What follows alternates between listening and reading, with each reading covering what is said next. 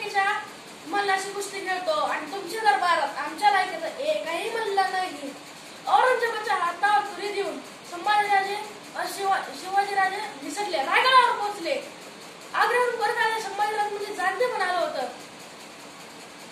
संभाजीराजे म्हणजे जाणते पण आलं होतं. ते रायगडावर निवाडा करू लागले आणि वयाच्या 14व्या वर्षी जी युद्ध नीती करून माझी संभाजीराजाची युद्ध नीती करून रणभूमी गाजवली, त्या युद्ध नीतीमुळे शिवाजीराजांची छाती फुगली.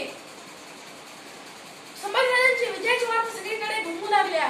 संभाजीराजांची तलवार उचलू लागली. संभाजीराजांनी सीमा वाढवण्याचं काम संभाजीराजांनी केलं आणि शिवाजीराजांनी स्वराज्य वारसा पुढे चालवण्याची कामगिरी संभाजीराजांनी केली.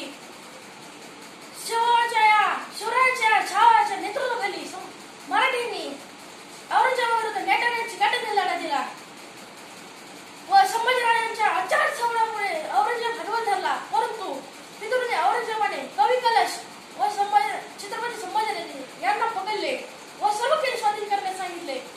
त्यावेळी संभाजीराजांनी ठामपणे नकार दिला. त्यावेळी अत्यंत क्रूरपणे हार करून ठार मारण्याचा आदेश दिला. 40 दिवसापर्यंत असा यातना सहन करून देखील संभाजीराजांनी स्वराज्यनिष्ठ धर्मनिष्ठा सोडली नाही.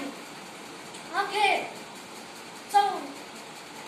14 मार्च 1689 रोजी छत्रपती संभाजीराजांची हत्या केली.